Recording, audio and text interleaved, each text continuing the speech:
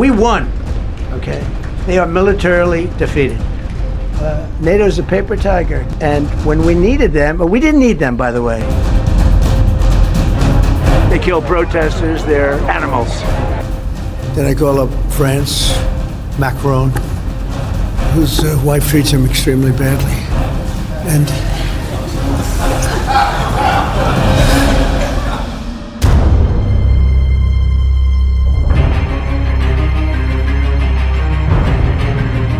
di tengah eskalasi yang memanas, Donald Trump dan Iran justru mengambil langkah mengejutkan. Amerika Serikat dan Iran akhirnya sepakat melakukan gencatan senjata selama 2 minggu. Sebuah jeda di tengah konflik yang belum mereda.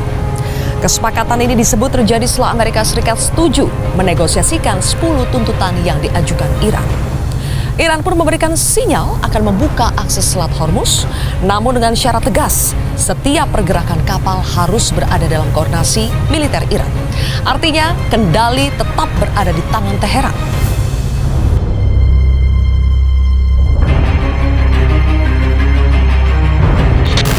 Keputusan itu muncul setelah ancaman keras dari Donald Trump yang disampaikan lewat pernyataan bernada kasar dan ultimatum terbuka. Trump menuntut Selat Hormuz dibuka paling lambat Selasa 7 April. Jika tidak, ia mengancam akan membombardir Iran. Bahkan dalam pernyataan yang lebih ekstrim, Trump menyebut siap memusnahkan seluruh peradaban Iran. Ancaman ini justru memicu respons berbeda dari dalam negeri Iran. Alih-alih gentar, sebagian warga turun ke jalan melakukan aksi simbolis sebagai perisai manusia. Mereka berdiri di sekitar fasilitas sipil, termasuk pembangkit listrik dan jembatan strategis.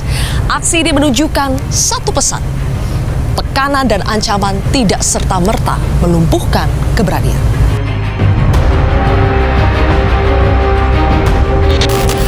Gaya konfrontatif bukan hal baru bagi Donald Trump. Ia dikenal keras, bahkan kerap merendahkan. Pernyataan kontroversial hingga hinaan terbuka kepada pemimpin dunia berulang kali dilontarkan Trump, baik di forum resmi maupun media sosial. Di tengah sorotan tersebut, pertanyaan soal kondisi mental Trump sempat muncul dari jurnalis. Namun ia menepisnya dan menegaskan dirinya dalam kondisi prima. What is your response to critics who say that it is your mental health that should perhaps be examined as this war continues? I haven't heard that. But if that's the case, you're going to have more people like me, because our country was being ripped off on trade, on everything for many years until I came along. So if that's the case, you're going to have more people. Presiden Prancis Emmanuel Macron menjadi sasaran terbaru. Trump bahkan menyentuh ranah pribadi Macron. Sindiran personal dari Donald Trump kepada Emmanuel Macron muncul saat ia meluapkan kekesalan terhadap Perancis yang secara tegas menolak bekerja sama dalam operasi militer Amerika Serikat terhadap Iran, termasuk keterlibatan dalam upaya membuka Selat Hormuz. Trump juga meluapkan frustasinya kepada NATO, aliansi yang selama ini menjadi pilar kekuatan Barat karena menolak ikut serta dalam operasi militer di Iran. Trump bahkan menyebut NATO sebagai macan kertas, aliansi yang terlihat kuat namun dianggap lemah saat dibutuhkan. NATO's a paper tiger. NATO is us. And when we needed them, we didn't need them, by the way. We didn't need them, obviously, because they haven't helped at all. Just the opposite. They've actually gone out of their way not to help. They didn't even want to give us landing strips.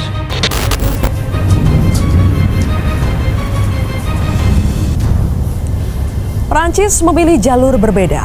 Alih-alih membalas retorika, Macron justru menyerukan kemandirian global, mengajak dunia untuk tidak lagi bergantung pada Amerika Serikat. Lebih jauh, Prancis menginisiasi operasi damai untuk membuka akses Selat Hormuz. Hasilnya nyata, sebuah kapal Prancis berhasil melintas menjadi kapal Eropa pertama yang lolos di tengah ketegangan. Keberhasilan itu bukan sekadar pelayaran. Ia adalah pesan bahwa diplomasi masih bekerja, bahwa Selat Hormuz tidak harus ditaklukkan dengan kekuatan militer. Beberapa kapal dari negara lain pun dilaporkan mendapatkan izin melintas dari Iran. Sebuah sinyal bahwa jalur komunikasi meski sempit tapi tetap terbuka.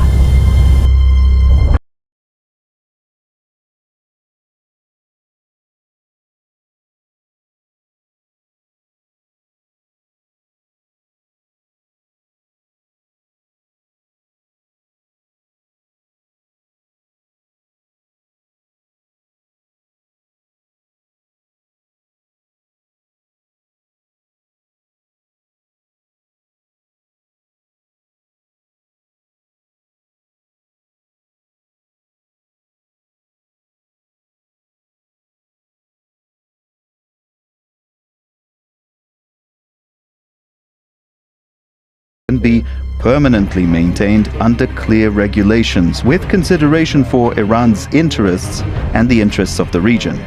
Are you willing to end this conflict with Iran charging tolls for passage through the strait? What about us charging tolls? Is that something you're considering? I'd rather do that than let them have them, right? Why shouldn't we? We're the winner. We won. Okay. They are militarily defeated. Jika gagasan ini menjadi kenyataan, maka Selat Hormuz tak lagi sekedar jalur perdagangan. Ia berubah menjadi titik tekan di mana setiap kapal, setiap tetes minyak, dan setiap negara yang melintas harus tunduk pada kehendak satu.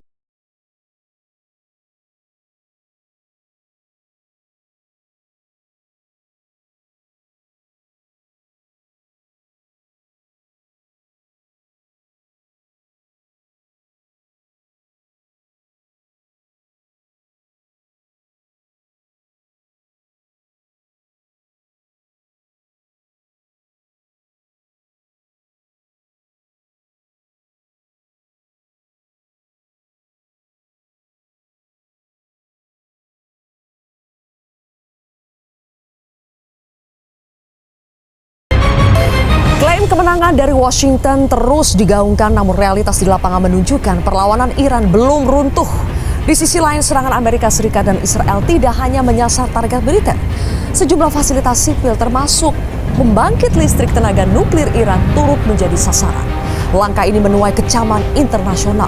Sejumlah negara menilai serangan terhadap fasilitas nuklir sipil merupakan pelanggaran serius terhadap hukum internasional, termasuk prinsip dalam piagam PBB dan aturan Badan Energi Atom Internasional.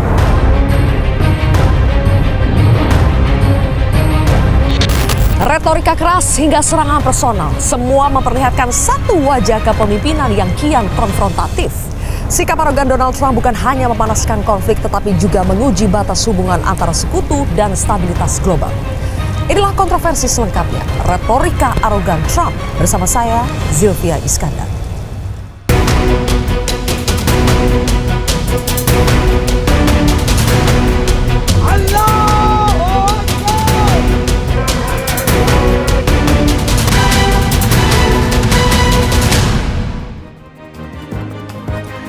Baik pemirsa, kembali lagi di Kontroversi bersama saya Zilvia Iskandar, dan langsung saja saya akan memperkenalkan 3 narasumber yang sudah hadir di studio Metro TV.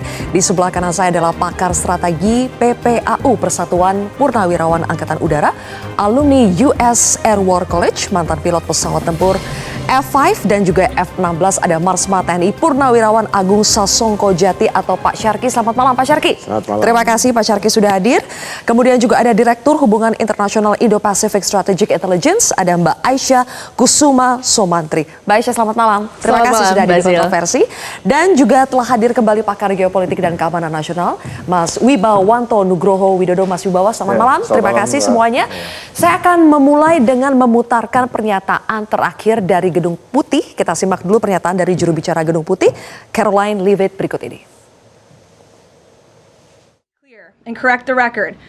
The Iranians originally put forward a 10-point plan that was fundamentally unserious, unacceptable, and completely discarded. It was literally thrown in the garbage by President Trump and his negotiating team. Many outlets in this room have falsely reported on that plan as being acceptable to the United States, and that is false. With the president's deadline fast approaching and the United States military completely decimating Iran with each passing hour, the regime acknowledged reality to the negotiating team. They put forward a more reasonable and entirely different and condensed plan to the president and his team. President Trump and the team determined the new modified plan was a workable basis on which to negotiate and to align it with our own 15-point proposal. The president's red lines, namely the end of Iranian enrichment in Iran, have not changed. And the idea that President Trump would ever accept an Iranian wish list as a deal is completely absurd. The president will only make a deal that serves in the best interests of the United States of America, and he as a negotiating team will focus on this effort over the next 2 weeks, so long as the Strait of Hormuz remains open with no limitation. Baik, Pak Syarki, sebelumnya Menteri Pertahanan Amerika Serikat Pete Hegseth juga menyatakan bahwa Iranlah yang memohon-mohon kepada Amerika Serikat untuk bisa terjadi gencatan senjata. Karena sebelumnya Trump mengancam akan memusnahkan peradaban existential threat kepada Iran. Jadi menurut Anda sebetulnya siapa yang lebih membutuhkan menginginkan gencatan senjata ini, Amerika Serikat atau Iran? 100% Amerika Serikat. Nah, memohon-mohon, bukannya kebalik yang memohon itu dari Amerika. Karena boleh mereka memintir pendapat kepada domestik audiensnya, tapi sesungguhnya kan kita tahu dalam 2 minggu terakhir itu Amerika setiap hari menambah ancaman ini dikasih atau 10. Sebetulnya dikasih pertama 1 minggu, banyak contoh, terus ada 10 hari, terus tambah lagi 2 hari. Itu kan kalau dilihat adalah itu mengancam atau membegging, memohon. Itu lebih keras memohon. Kita tahu itu mohon. Kenapa? Kalau dia tidak butuh, kenapa dia mesti harus meminta ini agar agar menyerah atau agar menyetujui gencatan senjata. Nah, jadi setelah 15 poin yang diberikan oleh Amerika, dan Iran menolak keras, tapi saat-saat terakhir kemudian oleh Perdana Menteri Zarif ya dari Pakistan minta lo kasih deh gitu, apa aja deh, dikasih lah 10 ini. Tentu dengan isinya tuh kita tahu bahwa orang Iran sendiri nggak berharap tuh diterima, minimal ada etikat baik lah. Lah ternyata diterima, artinya terus yang begging siapa? Yang butuh siapa? Amerika yang butuh. Dengan dipelintir bahwa wah setelah kita pertimbangkan ini bisa gitu, ya artinya apa? Ya memang mereka tidak akan berani memenuhi, menghancurkan segala macam, itu kan retorika ya. Kenapa? Karena kan batasnya jelas, menghancurkan jembatan, menghancurkan fasilitas lain. Tetapi tidak akan berani menghancurkan instalasi yang punya efek langsung kepada ekonomi dunia, yaitu minyak atau yang lainnya, gas alam atau minyak. Yang mana kalau setiap barel berkurang, minyak mengalir melewat Selat Hormuz, itu akan meningkatkan kemungkinan nilai harga minyak. Begitu harga minyak kita udah tahu kan runtutannya, inflasi naik, kemudian obligasi Amerika pasti dirilis kalau dia tidak menguntungkan, kemudian yield terpaksa naik, suku bunga naik, pasti end up-nya adalah di Amerika, masyarakat Amerika akan kesulitan membayar angsuran rumah, membayar angsuran mobil, membayar angsuran lainnya, karena mereka hidup hari ke hari kan lewat credit card. Dan akhirnya bila itu banyak yang let off, banyak yang diberhentikan kerja, terjadi resesi, yang terjadi adalah bulan November nanti pasti pemilih Republik akan beralih ke Demokrat. Dan begitu beralih, pasti seminggu setelah itu impeachment kepada Trump. Jadi Trump kalau dia berani untuk menyerang, mengganggu siklus ekonomi yang sudah melibatkan Iran ini, ya itu sama aja dengan menodongkan pistol ke kepala sendiri. Dan dia tidak bisa menodongkan itu. Nah itu dia begging supaya ini segera kita. Kenapa? Karena kalau dia harus membuktikan, nanti nggak akan sehebat itu hanya mungkin ledakannya keras, apinya besar, tetapi tidak akan memutuskan siklus ekonomi Iran. Apalagi existential threat, Pak. Mengancam untuk memusnahkan peradaban civilization dari Iran. Sebagian menganggap itu adalah ancaman untuk genosida, jadi akan mengeluarkan senjata nuklirnya. Oh, tidak akan. Apalagi nuklir. Wong yang sekarang menghancurkan kilang minyak aja itu sama aja dengan nantuk pistol kepala kok malah nuklir. Ini kan malah jadi masalah, bukan impeachment aja, itu mesti langsung mungkin besok sudah ditangkap sama orang Amerika sendiri kan, nggak mungkin. Nuklir itu bukan option. Nuklir itu kalau dia existential threat untuk Amerika. Apa eksistensialnya Amerika nggak diancam apapun? Yang diancam kan cuman Israel merasa terancam. Nggak ada nuklir juga nggak ada. Diserang dengan rudal balistik juga gara-gara orang itu bertahan. Tidak ada alasan, tidak ada satupun yang eksistensial. Yang eksistensial malah orang Iran kan. Itu yang terjadi. Jadi nggak ada suatu alasan pun. Dan itu ketakutan yang ini adalah the end of the day of the hegemon in the Middle East. Jadi memang saat-saat terakhir Amerika masih bisa teriak-teriak karena mungkin setelah ini, mungkin bulan depan atau tahun depan Amerika sudah not the same anymore, tidak sama lagi dengan Amerika yang lalu. Mereka sudah ada penguasa baru, sudah strukturnya baru. Nanti bisa Pak Wibawa itu jelaskan tuh struktur barunya kayak apa itu. Sampai mengubah tatanan dunia ya. Oke, baik. Mbak Aisyah, baru beberapa jam gencatan senjata terjadi, kita sudah mendengar lagi bahwa Iran memutuskan untuk menutup kembali Selat Hormuz karena adanya serangan terhadap Libanon. Padahal Iran memasukkan Libanon ke dalam 10 tuntutan yang diserahkan kepada Amerika Serikat.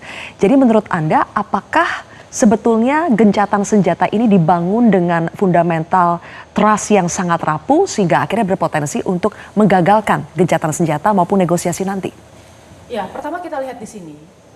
Kondisi di lapangan itu kan menunjukkan sebenarnya masih ada serangan dari Amerika Serikat di hari yang sama, lalu Israel juga tetap melakukan serangan, dan sekarang ada eskalasi yang dilakukan oleh Iran untuk menutup tadi ya Selat Hormuz. Sebenarnya bukan menutup physically, kapal-kapal masih bisa lewat sebenarnya ke Selat Hormuz, tapi Iran ini kan mengontrol, dia membuat sebuah protokol yang mana yang bisa lewat dan yang mana yang tidak bisa lewat gitu ya. Dan ini menjadi concern tentunya bagi Amerika Serikat, karena dari kemarin sebenarnya concern utamanya adalah tekanan di bidang ekonomi dan di bidang politik dalam negeri ya. Nah, Amerika Serikat ini kan sebenarnya tadi ya harga minyak sudah sekitar 4 sampai 5 dolar per galon gitu ya, dan itu merupakan sesuatu yang sangat mahal sebenarnya untuk masyarakat Amerika Serikat. Belum lagi harga-harga groceries dan lain-lain.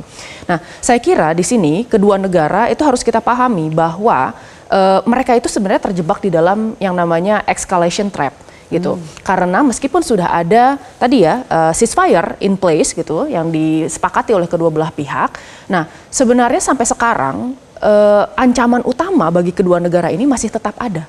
Jadi Amerika Serikat itu masih berusaha untuk membuka Hormuz dan masih ada ancaman terkait Hormuz. Masalah terkait kemudian kapasitas nuklir dan pengayaan nuklir di Iran juga masih ada, itu tidak selesai.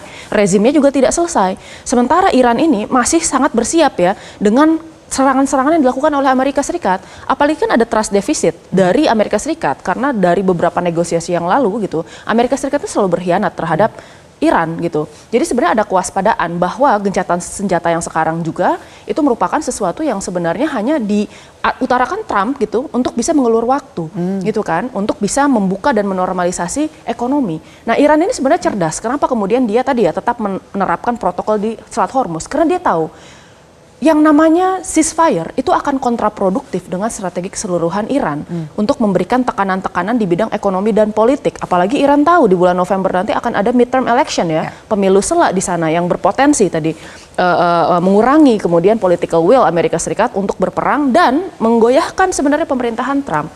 Nah, permasalahan ceasefire sekali lagi mungkin ini sangat rapuh untuk kemudian dibatalkan gitu. Karena pertama kita lihat di sini cuma dua negara yang bernegosiasi antara AS dan Amerika Serikat, tapi kita melupakan bahwa ada proponen dari perangnya itu Israel gitu, dan Israel tidak diinform terkait masalah ceasefire ini ataupun negosiasi ya. Nanti hasil dari negosiasinya baru dari Amerika Serikat akan diserahkan kepada Israel. Padahal sebenarnya Israel dan Amerika Serikat ini kan dua pihak yang berbeda. Dia bukan satu negara meskipun dia adalah aliansi gitu. Nah, saya rasa itu makanya sebenarnya dari awal ini sangat rapuh untuk kemudian bisa dibatalkan. Nah, yang kedua sebenarnya ini baru 48 jam, less than 48 hours gitu. Mungkin kita harus melihat yang namanya ceasefire itu kan tidak bisa secara serta-merta in place. Ngerem mendadak gak bisa ya? Betul, harus ada kemudian kesepakatan dan kesepemahaman dari semua pihak ya terkait penghentian operasi perang di medan tempur gitu. Jadi saya rasa sekarang karena ini masih di awal-awal mungkin masih ada ya intensi-intensi seperti itu. Tetapi nanti let's see setelah hari Jumat seperti apa yang akan terjadi. Oke. Kalau dari Mas Wibawa dalam 10 poin tuntutan Iran, di situ Iran menyertakan meminta agar serangan terhadap Libanon juga dihentikan, tetapi Amerika Serikat dan Iran mengatakan bahwa Libanon itu tidak masuk dalam perjanjian gencatan senjata. Pertanyaan saya Mas Wibawa, apakah telah terjadi kesalahpahaman atau lagi-lagi ini adalah pelanggaran kesepakatan? Oh, tidak ya, karena dari awal seperti tadi Pak Agung sampaikan bahwa posisi sekarang itu Amerika membutuhkan penyelesaian cepat. Karena diharapkan awalnya dari operasi militer, air superiority, military dominance itu bisa selesai dalam waktu cepat, ternyata tidak. Itu satu. Yang kedua, dari sisi Iran malah mau lama. Dan dalam kesempatan ini mencoba menawarkan yang tadi disampaikan maksimalis. Nah, Amerika mengambil kesempatan itu ya. Tetapi dari awal Iran pun tahu bahwa tidak mungkin semuanya akan dipenuhi oleh Trump ya. Dan yang kedua, ini hanya menjadi basis untuk negosiasi ya. Dari sini aja kita sudah lihat bahwa ini adalah entry point untuk terjadinya strategic pause. Karena kedua belah pihak tidak siap untuk perang ini meledak lebih tinggi, tetapi juga belum siap untuk menyentuh yang fundamental. Yang fundamental itu apa? Yang fundamental itu bisa dilihat dari 10 poin tadi, termasuknya Libanon ya.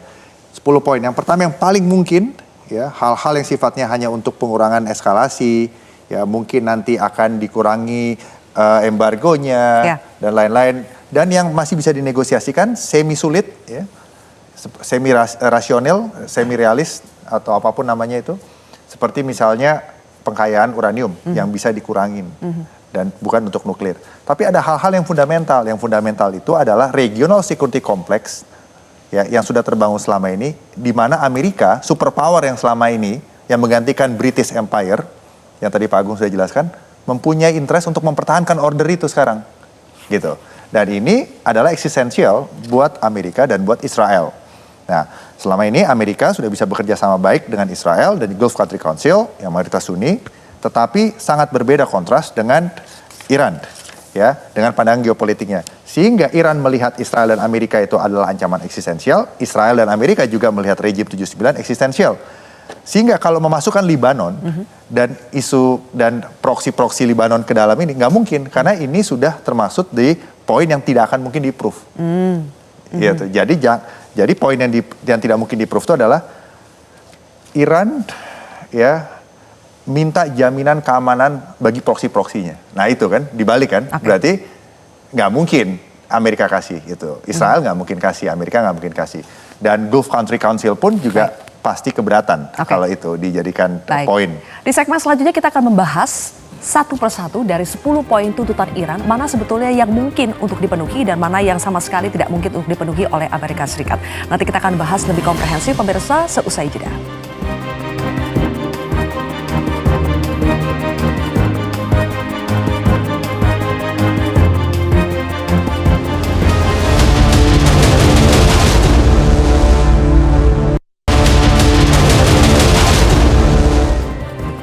Baik, kembali lagi di Kontroversi pemirsa. Saya akan langsung memperlihatkan kepada Anda apa persisnya 10 poin tuntutan yang diajukan oleh Iran terhadap Amerika Serikat. Coba kita lihat satu persatu. Di sini tolong dimunculkan teman-teman. Yang ingin saya tanyakan kepada Pak Syargi terlebih dahulu adalah dari 10 poin ini, mana sebetulnya yang paling masuk akal untuk diterima oleh Amerika Serikat, Pak? Oke, saya lihat ya. Kalau yang pertama non agresi, saya kira memang itu kan wajib ya. Kemudian selanjutnya dihilangin. Boleh dimunculkan lagi poin 1 sampai 5 di stop kemudian dulu. Ya. Kontrol Iran atas Selat Hormuz itu harus didiskusikan karena, tapi kan Stalin pernah bilang nanti pengendalian Selat Hormuz saya dan Ayatollah, artinya secara prinsip dia memahami bahwa tanpa dengan Iran di situ mungkin lebih Amerika tidak bertanggung jawab di situ, jadi bisa mungkin ya. Pengayaan uranium Iran saya kira kan itu sudah oke kemarin bahwa dia uranium dengan batas tertentu. Sanksi utama ya bisa dirundingkan kan, sanksi sekunder bisa dirundingkan. Karena memang kan tujuan ini. Nah berikutnya ya. Oke. Poin 6 sampai 10. Kalau semua resolusi Dewan Keamanan Dewan Gubernur itu kan itu dasar sanksi. Jadi kalau sebetulnya sanksi itu nggak usah dihapus, dasarnya dihapus, sanksi akan selesai. Jadi itu sebetulnya beda ya. Kemudian kompensasi kerusakan iklan ya mungkin diberi peluang bisnis ya atau apapun nanti bisa dirundingkan atau dicicil. Tapi nah ini yang masalah itu nomor 9 itu. Menarikkan pasukan tempur Amerika mungkin tidak bisa seketika itu karena yang nomor 9 ini. Karena itu bukti dari dia sebagai hegemon, sebagai penjamin keamanan. Nah ini yang mungkin akan terjadi banyak diskusi soal itu. Ya mereka mesti diskusi, dan Iran kan rasional ya. Amerika pun harusnya kalau runding rasional, tidak pakai orang-orang ideolog kayak Kushner dan. Jadi fans Pak yang akan menjadi perwakilan Amerika Serikat di Islamabad besok. Oh ya fans, tapi kan tetap dia mewakili mereka. Karena saya dengar juga itu ikut berangkat ya 2 orang yang berkhianat sama Iran itu. Dan dua-duanya itu dual citizenship Israel Amerika loh itu. Si Kushner sama Witkoff itu. Nah itu dia dual citizenship, jadi sebetulnya harusnya dia nggak ikut. Dua kewarganegaraan? Iya, dual kewarganegaraan.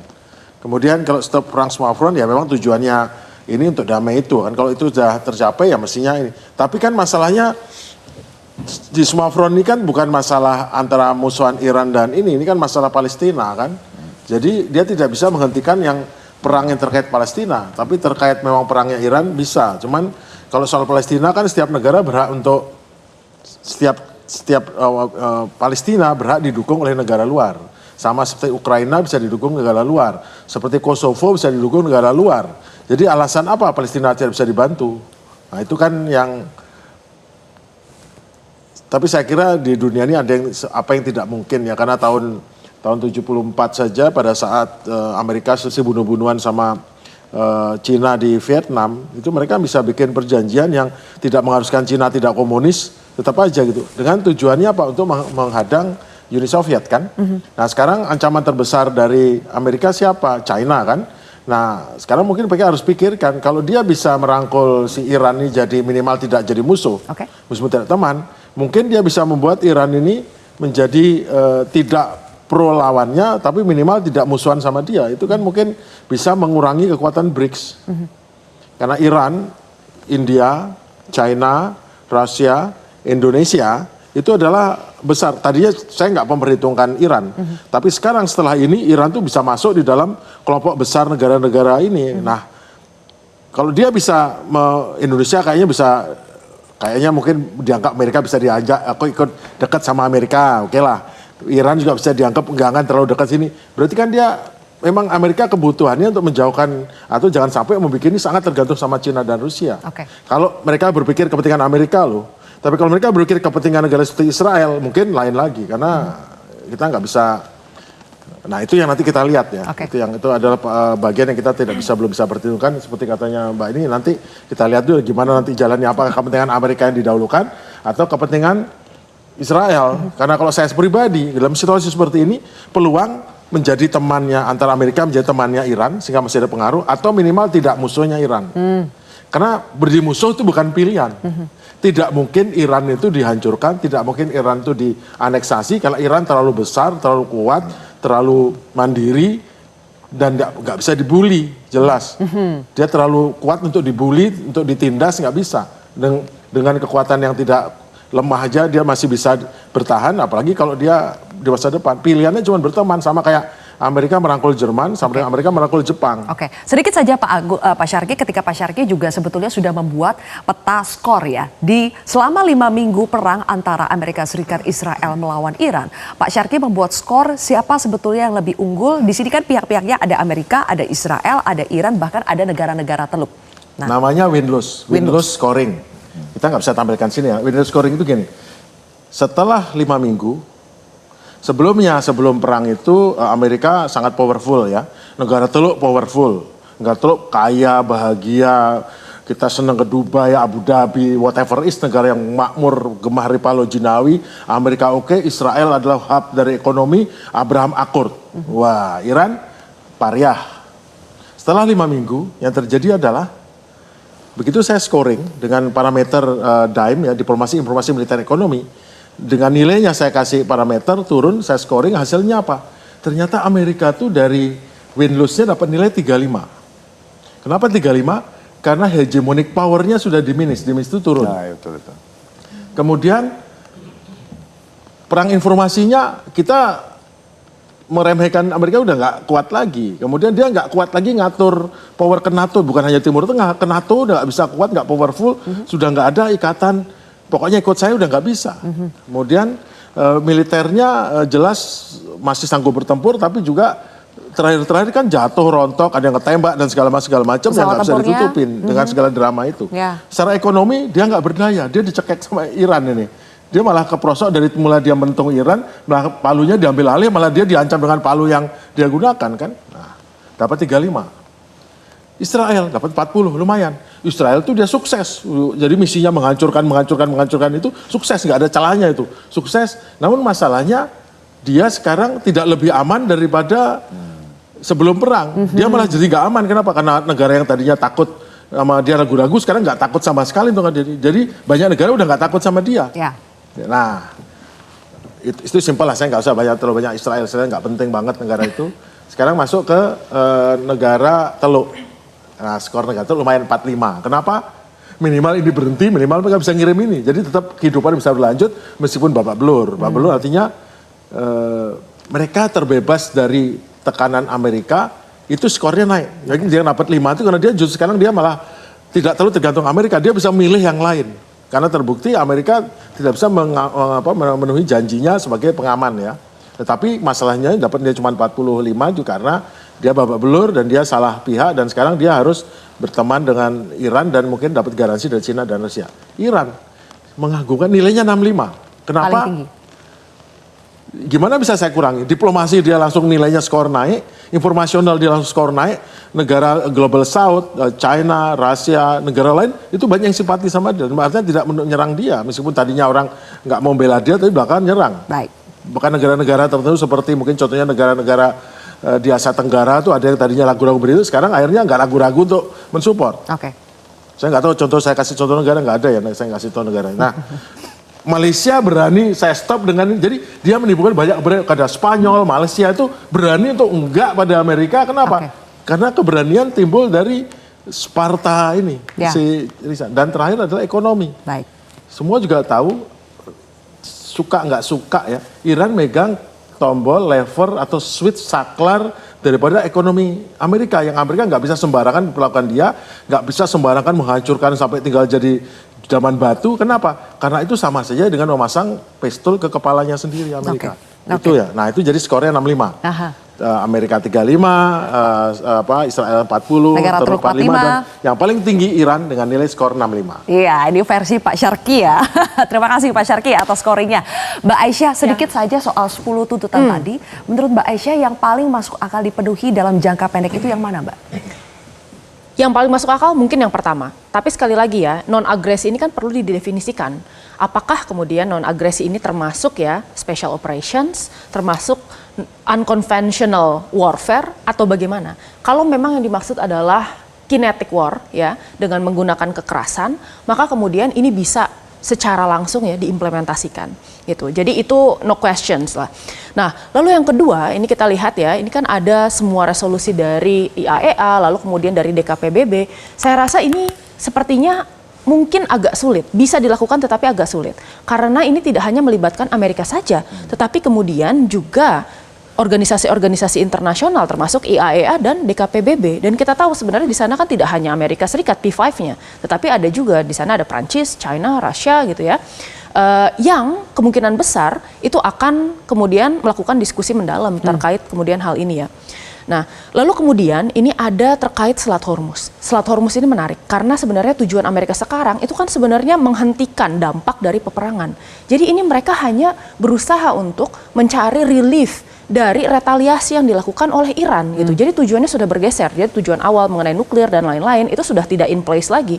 Sekarang tujuan Amerika Serikat itu hanya yang pertama itu berusaha untuk mengurangi kapasitas balistik misal, yang kedua adalah mengurangi kapasitas angkatan udara dan kemudian angkatan lautnya Iran. Yang ketiga adalah masalah nuklir ya. Lalu yang keempat ini kita lihat kan ada juga nih permasalahan Selat Hormuz gitu, mengembalikan stabilitas ekonomi. Nah bahkan setelah Selat Hormuz ini terbuka, ada kajian yang menunjukkan bahwa membutuhkan waktu 2-3 tahun untuk ekonomi dunia menjadi semakin normal ya, normal setiap seperti sedia kala gitu. Nah sekarang ini Amerika Serikat berusaha untuk ya menetralisir retaliasi dari Iran, yang mana ini sudah tidak hanya menyasar BBM dan LNG saja, tetapi juga masuk ke helium, pupuk, dan masih banyak lagi gitu ya.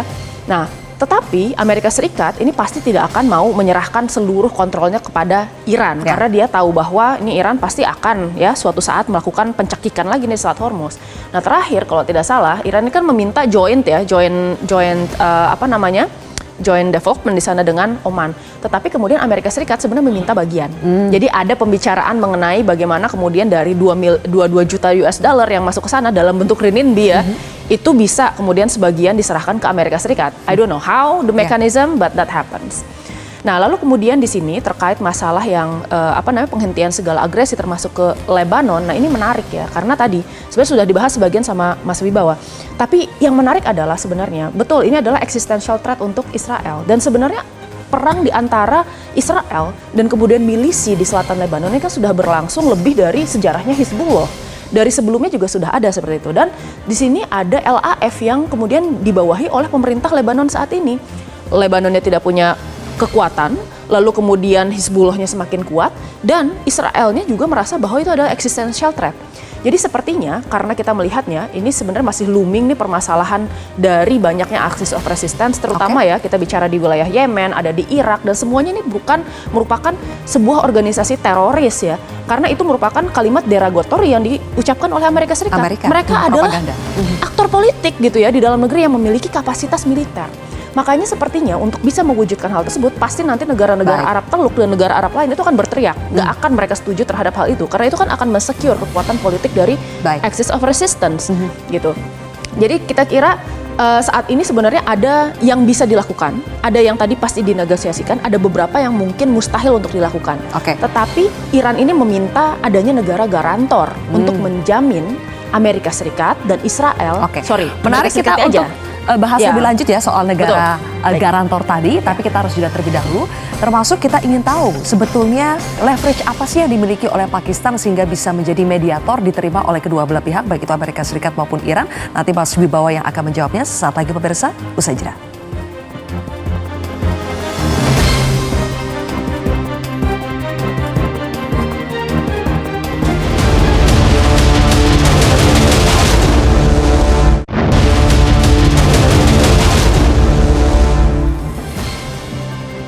Baik pemirsa, ada peran mediator yang bernama Pakistan di sini untuk bisa membuat Amerika Serikat dan Iran setuju untuk setidaknya mencapai gencatan senjata selama 2 minggu ini.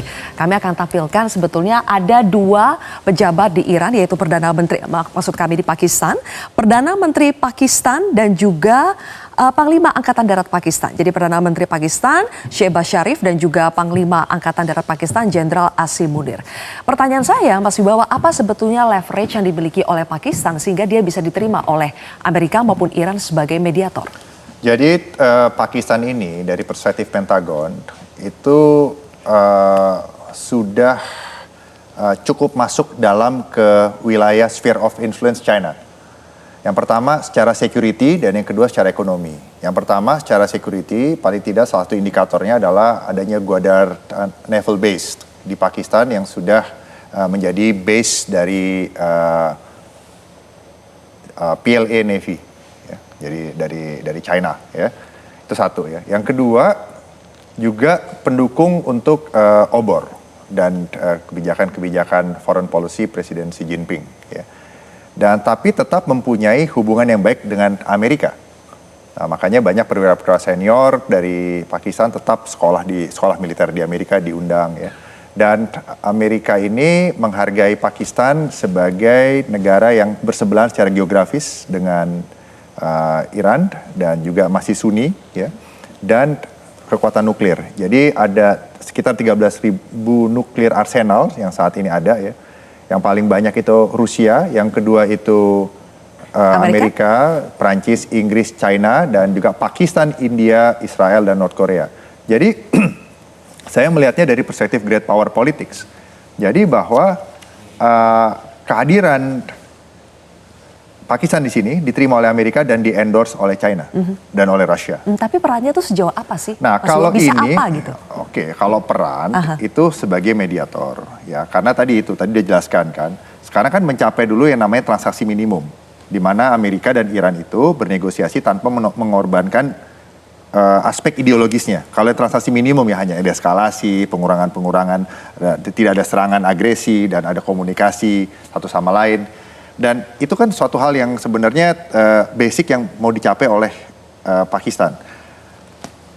Pakistan di sini memainkan peran sebagai middle power, jembatan. Jadi Pakistan tidak mempunyai power untuk menentukan outcome. Itu harus digaris bawah itu, ya. Tetapi Pakistan dipercaya oleh China, dipercaya oleh Amerika, ya. Dan paling tidak secara ideologis masih bisa menjembatani pemerintahan rejim Syiah di Iran dan juga pemikiran Barat, perspektif Barat. Nah, yang berikutnya yang perlu kita pertimbangkan bahwa kenapa Angkatan Darat, Kepala Staf Angkatan Daratnya yang terlibat, karena di Pakistan itu ada namanya Inter-Service Intelligence, jadi badan intelijennya lah strategis yang sangat kuat militer, ya. Jadi itu juga terlibat secara tidak langsung selama ini di dalam pengelolaan konflik di Timur Tengah, termasuk juga yang melibatkan proksi-proksi Iran, ya. Nah, ini juga jadi keterlibatan Pakistan di sini selain sebagai kekuatan nuklir diterima Amerika dan China, diterima oleh Iran dan juga cukup menguasai perkembangan kondisi lapangan yang ada selama ini. Oke. Ya, itu poinnya. Oke, tapi tidak akan bisa mempengaruhi outcome. Oh, Intinya tidak bisa, seperti itu dia ya? hanya mediator. Oke. Ya, middle power dengan kekuatan nuklir sebagai mediator. Oke, sedikit lagi Mas Wibowo, ketika kedua belah pihak ini sama-sama datang dengan kepercayaan yang defisit dan keduanya punya karakter yang sama-sama keras, ingin mempertahankan kepentingan masing-masing, untuk bisa mencapai titik tengahnya itu kira-kira akan seperti apa ya mekanismenya, Mas? Ya, jadi tadi ada 10 tadi kan. Ya. Jadi kita bagi 3 aja. Yang pertama itu yang paling mungkin, transaksi minimum. Seperti tadi Pak Agung udah jelaskan, tidak boleh agresi satu sama lain, komunikasi satu sama lain, ini saya catat sini, transaksi minimum. Jadi tidak ada pengorbanan ideologis. Paling itu yang dicapai itu, pasti itu, 99% confident level. Yang kedua adalah yang semi realistis. Yang semi realistis itu seperti misalnya nuklir dibolehkan batasan tertentu, ada transparansi di mana International Atomic Energy Agency boleh masuk melakukan inspeksi secara reguler. Dan setelah itu juga hal-hal yang sifatnya pengurangan sanksi itu bisa dilakukan secara moderat, bertahap, dan hal-hal yang sifatnya bergantung terhadap resolusi keamanan. Berdasar Dewan Keamanan Nasional, Dewan Keamanan PBB, Dewan Keamanan, itu kan melibatkan P5 lainnya. Artinya bukan hanya Amerika. Di sini juga Iran mungkin mendapatkan dukungan dari Rusia dan China. Ya. Nah, sementara di P5 sendiri ada fragmentasi. Prancis dan Inggris juga memilih untuk cara-cara yang persuasif, cara-cara yang diplomatis, dan bisa menarik simpati global community. Nah, sementara cara Presiden Trump yang hawkish itu kurang mendapatkan simpati sehingga Inggris dan Prancis berpisah jalan untuk caranya ini. Nah, jadi yang semi realis ini mungkin dicapai, itu aja dinegosiasikan paling. Nah, kalau yang hard seperti tadi Hormuz, khususnya Hormuz saya garis bawahi, itu mungkin diterima oleh Amerika, tapi sejauh Amerika masih mempunyai power untuk kontrol. Karena buat Amerika sebagai superpower, tadi Pak Agung bilang, currency utama adalah mempunyai freedom of navigation. Itu akan diperjuangkan tuh. Amerika rela berperang selama ini sejak tahun 1776 merdeka untuk hal itu. Yang kedua mengenai proxy itu menurut saya tidak akan bisa, karena itu berkaitan langsung dengan Israel Palestina. Dan juga berkaitan dengan struktur dasar dari regional security complex Timur Tengah. Dan Amerika juga tahu bahwa mereka sekarang sedang diintip oleh China yang mau mengganti tempat di situ. Setidaknya transaksi minimumnya itu bisa lah ya. Betul. Oke, singkat saja Mbak Aisyah, saya ingin mendalami sedikit soal pengayaan uranium yang menjadi salah satu poin tuntutan dari Iran. Sebetulnya kan dalam operasi Midnight Hammer yang dijalankan Amerika Serikat di Iran pada bulan Juni 2025, Amerika Serikat sudah mengklaim bahwa semua fasilitas nuklir Iran itu sudah obliterated, sudah dilenyapkan. Dan bahkan juga Badan Energi Atom Internasional IAEA itu sudah melakukan inspeksi di Iran, menyatakan Iran tidak sedang membangun senjata nuklirnya. Tetapi kenapa Amerika Serikat, Israel sepertinya masih insecure dengan Iran yang kok kayaknya dia punya gitu senjata nuklir? Ya, Iran memang tidak punya kapasitas untuk membangun senjata nuklir. Belum sampai tahapan itu. Tetapi Iran memiliki beberapa ratus kilo uranium yang itu di-enrich melebihi kapasitas 60%. Dan kita tahu kalau untuk energi itu mungkin hanya sekitar 2,5%, 3% ya, sampai mungkin sekitar 12%. Nah, kalau sudah melebihi 60%, ini kan pertanyaannya mau digunakan untuk apa? Gitu ya. Tetapi memang kapasitasnya itu belum ada.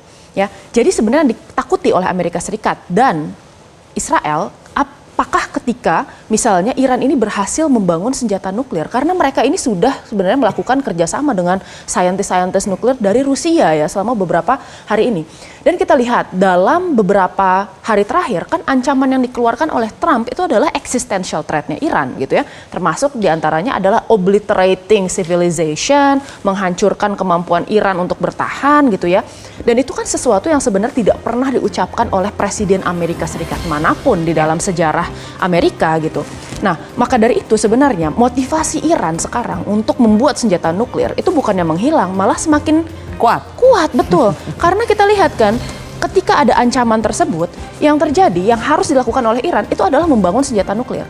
Karena apa? Di dalam logika perang nuklir itu ada yang namanya mutually assured destruction atau MAD ya. Di mana kemudian negara yang memiliki senjata nuklir ketika melakukan serangan ke negara lain yang juga memiliki senjata nuklir, maka akan dibalas sehingga dua-duanya menjadi hancur. Itu yang nanti akan mencegah ke depannya perang-perang lain itu akan terjadi. gitu. Nah, tetapi kan kita lihat di sini Iran ini tidak memiliki senjata nuklir, Iran juga tidak memiliki umbrella nuklir deterrent seperti yang dimiliki oleh Korea Selatan misalnya dengan Amerika Serikat. Iran memiliki sekutu dekat seperti misalnya China dan Rusia ya, dan hubungan baik dengan Pakistan sebagai sesama negara Muslim pemilik nuklir. Tetapi dia tidak memiliki arrangement yang sama dengan Korea Selatan. Itu yang membuat kenapa sih sebenarnya Iran ini masih menjadi kekhawatiran bagi Israel dan Amerika Serikat gitu terkait masalah pembangunan nuklir. Oke, di segmen terakhir kita akan bahas tadi soal negara yang bisa menjadi penjamin garantor ya supaya tuntutan ini, supaya gencatan senjata ini benar-benar bisa berhasil, bahkan sampai negosiasinya juga bisa mengakhiri perang. Apakah kita bisa berekspektasi sejauh itu? Mas Syarki, boleh dijawab nanti, kita akan jeda terlebih dahulu pemirsa, sesaat lagi.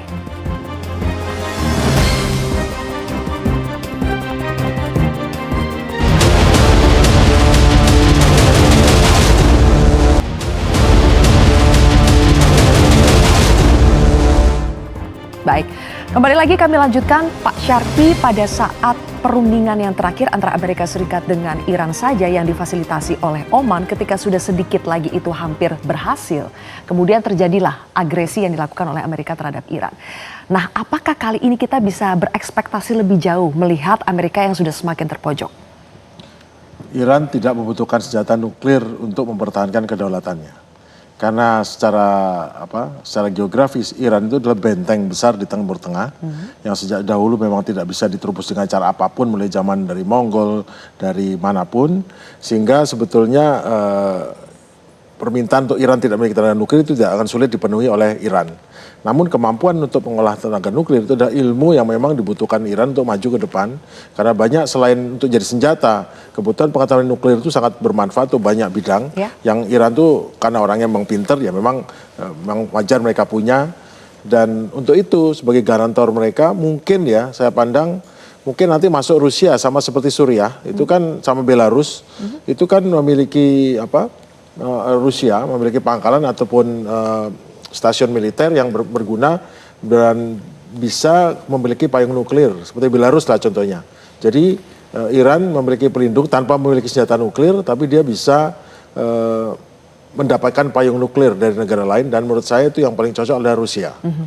Meskipun saya tidak tahu ya, belum ada contohnya di Timur Tengah, namun mungkin itu adalah cara terbaik untuk membuat negara tidak memiliki senjata nuklir tapi bisa memiliki payung nuklir sehingga dia bebas dari ancaman negara lain, khususnya dari Israel. Karena Israel sendiri sebetulnya tidak khawatir sama nuklirnya Iran karena nggak mungkin dipakai ya. Tapi yang dikhawatirkan adalah potensi Iran sebagai pesaingnya di masa depan. Itu yang sebetulnya ditakutkan oleh Israel. Makanya dia ingin Iran tuh kalau tidak jadi teman dibalkanisasi. Itu pilihan bagi dia. Itu aja. Oke. Kalau menurut Mbak Aisyah, siapa nih negara yang bisa menjadi garantor tadi untuk memastikan Amerika menjalankan betul-betul kesepakatan yang terjadi nanti? Singkat. Ya.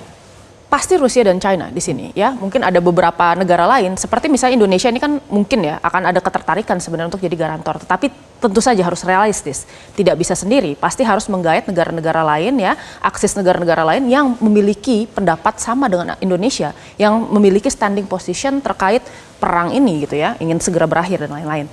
Nah, yang pertama, Rusia, saya rasa ini baik Rusia dan China ini memiliki kepentingan untuk bisa mendukung Iran di dalam peperangan ini. Ya, tetapi kemudian kita lihat realistisnya sejauh apa kemudian garantor ini akan diterima oleh Amerika Serikat. Karena di satu sisi saya rasa sebenarnya baik Rusia maupun China memiliki keuntungan dari perang ini. Mereka senang dengan vakum kekuatan yang diciptakan oleh perang Iran di kawasan Timur Tengah, sehingga kemudian Rusia itu bisa dengan leluasa kemudian melakukan serangan operasi ke Ukraina, dan China ini sudah menutup airspace-nya selama 40 hari gitu ya. Jadi sampai tanggal 6 Mei nanti gitu, dan kita bertanya-tanya sebenarnya ada apa di sana gitu. Ya, nah menariknya tadi tentang nuklir, mungkin ini kita agak berbeda pendapat ya Pak, tapi itu kan sah-sah saja ya. Yang menariknya itu kita melihat bahwa sebenarnya di sini ada tadi ya kebutuhan yang sebenarnya urgent dari masyarakat Iran dan dari pemerintah Iran sendiri, bahwa tadi ya masyarakat yang tadinya sebenarnya ini tidak terlalu ya pro dengan kemudian perang nuklir, termasuk tadinya oleh Khamenei yang secara tegas mengatakan bahwa nuklir itu haram ya, tidak boleh dipergunakan terutama dalam bentuk senjata nuklirnya ya, dalam bentuk senjata. Tetapi sekarang kita tahu rezimnya sudah berganti. Secara politik ini lebih keras, lebih radikal. Kita lihat ke depannya seperti apa. Apakah ada kebijakan-kebijakan khusus terkait nuklir, ataukah itu bisa menjadi tadi ya negosiasi yang tadi bisa dinegosiasikan. Terima kasih Mbak Aisyah, dan singkat Pak Wibawa, closing statement dari Anda? Yang pertama adalah coba kita melihat dari perspektif kemanusiaan. Ya. Jadi apa yang terjadi di Iran juga pembunuhan massal yang terjadi pada saat demonstrasi itu harus menjadi pertimbangan kita bahwa korban dari semua konflik ini adalah manusia. Yang terjadi di konflik di Lebanon, Israel Palestina juga manusia. Ya. Dan juga yang terjadi di beberapa wilayah Gulf Country Council juga ada yang menyasar manusia ya, dan juga anak-anak sekolah yang tewas di Iran. Jadi ini harus menjadi pertimbangan untuk semuanya melakukan self constraint. Dan saya setuju sekali dengan Pak Sarki bahwa pengaruh geopolitik Israel itu ya sudah mengakar kuat dalam regional security kompleks Timur Tengah sekarang, yang bersama coexistently living dengan Gulf Country Council, di mana nanti akan berbenturan dengan geopolitical orientation dari Iran versi rejim 79. Jadi sekarang tantangannya adalah bagaimana orang Arab, Persian dan Yahudi bisa hidup peaceful, coexistent di situ. Baik. Dan ini harus menjadi tantangan bagi P5 sekarang. Ya, baik Amerika yang sekarang berperan langsung dan juga sebagai garanter tadi yang paling mungkin adalah China, ya. Karena China sedang tidak berkonflik secara terbuka dengan siapapun. Baru nomor 2 adalah Prancis dan Inggris, yang walaupun aliansi NATO dengan Amerika, tetapi berbeda cara untuk mendekati permasalahan ini. Di mana permasalahan Iran ini harus dihadapi dengan pendekatan diplomasi, persuasif, militernya special operation dan logistik konflik, dan juga Rusia. Jadi P5 harus berperan lebih aktif, tetapi harus bisa menahan diri. Ya, sebenarnya dalam hitungan politik adalah perhitungan kalkulasi yang lebih kompleks. Semoga kemanusiaan diutamakan di sini ya, humanitarian. Terima kasih Mas Wibawa, Pak Syarki, dan juga Mbak Aisyah sudah bergabung di Kontroversi. Pemirsa, demikianlah akhir dari Kontroversi. Saya Zilvia Iskandar pamit undur diri. Terima kasih telah menyaksikan Kontroversi. Sampai jumpa.